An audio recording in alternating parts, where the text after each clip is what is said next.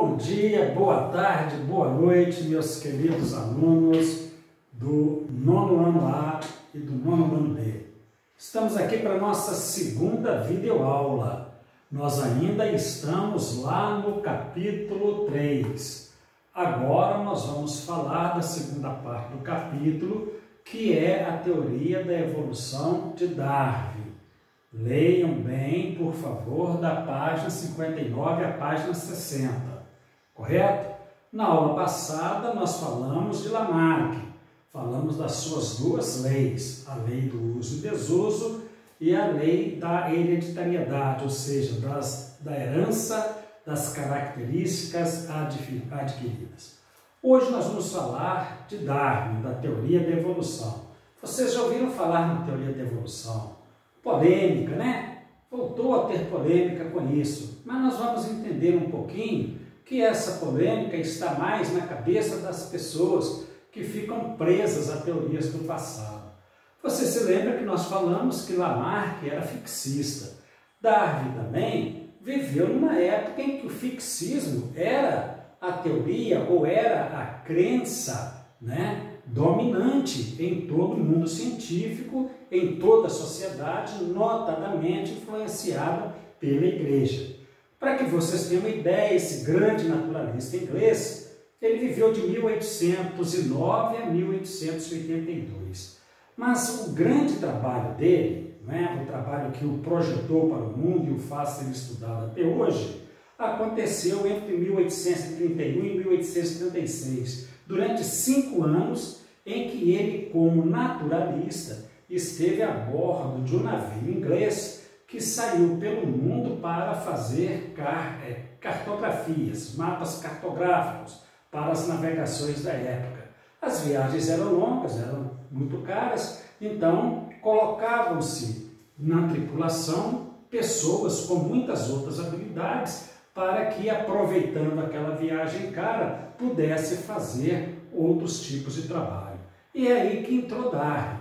Darwin foi um camarada comum, menino até polêmico, conta-se que ele tinha dificuldade na escola, né? Conta-se que estudar não era muito chegado a ele não. Ele fazia os seus estudos mais no método próprio, no método pessoal. Desde criança ele era uma espécie de pesquisador, ele colecionava animais, né? Notadamente alguns insetos.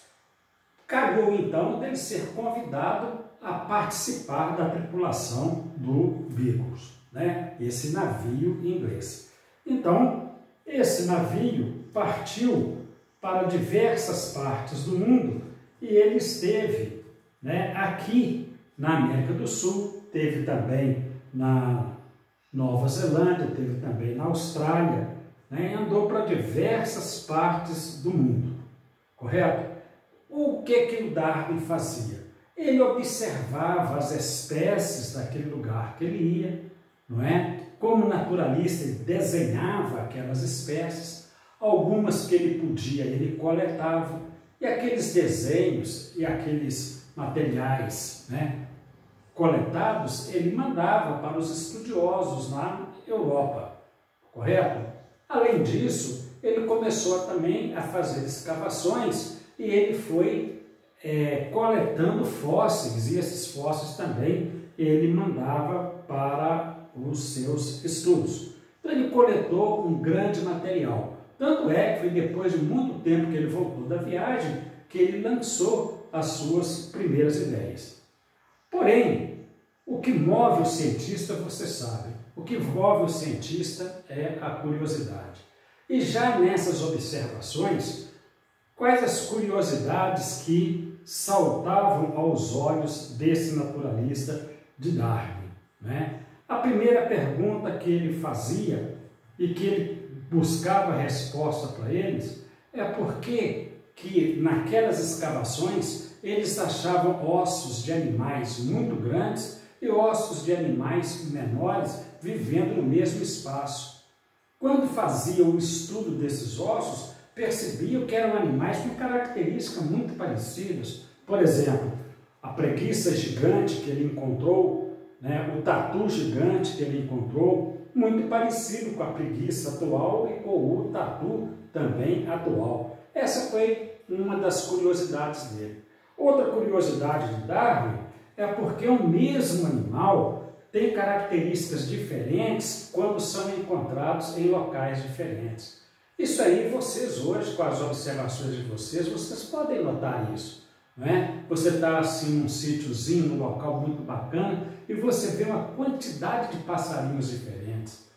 Canarinhos, você chama aquilo tudo de canarinho e eles são diferentes. Cachorro, você chama uma quantidade enorme de animal. Isso aqui é cão, é cão, é cão, é cão. Olha a grande diferença que tem.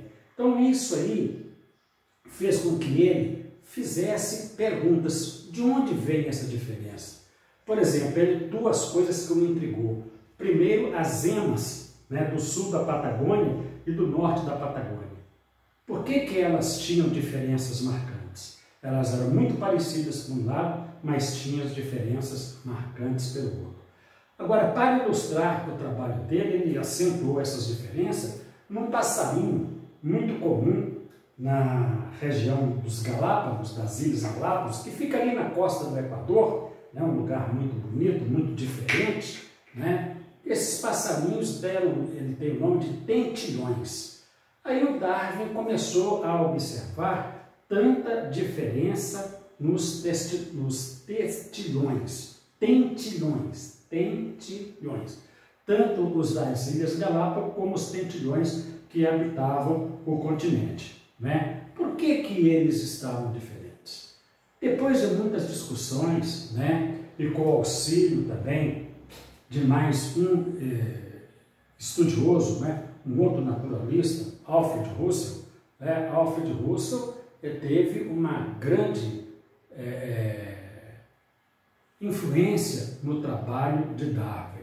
O nome dele é Alfred Wallace Russel. Tanto é que alguns autores modernos chamam a teoria da evolução de teoria de Wallace Darwin. Wallace ficou assim tanto quanto esquecido, né, em relação ao Darwin, devido à notoriedade do Darwin, devido ele estar, né, sendo muitas vezes financiado pela coroa inglesa. Então o Wallace Russel ficou um pouco mais esquecido, mas os estudiosos modernos dão a ele esse mesmo valor, né? Outro cara que influenciou muito também o trabalho de Darwin foi Thomas Malthus. Malthus era um economista, né? E esse economista que fez o estudo, né, da obra desse economista que fez o Darwin entender um pouco daquilo que ele veio chamar de seleção natural. Quando Darwin foi tentar explicar as diferenças que existem entre as emas, entre os cães, entre os tentilhões, ele soltou a primeira ideia do ancestral comum. O que é o ancestral comum? É um animal, né, ou um vegetal, um ser vivo qualquer que dentro de uma árvore filogenética deu origem àqueles que nós conhecemos atualmente. Vamos novamente pegar o exemplo do cachorro e vamos comparar com o lobo. Quantas semelhanças existem entre o cachorro e o lobo?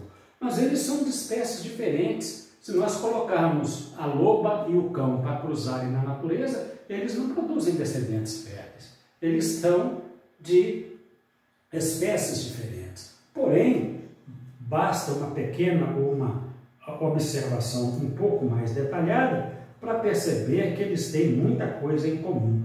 E essa coisa em comum vem de onde? Vem do ancestral comum que eles os ancestral comum que eles possuem, correto? Vou continuar esse vídeo daqui a pouquinho.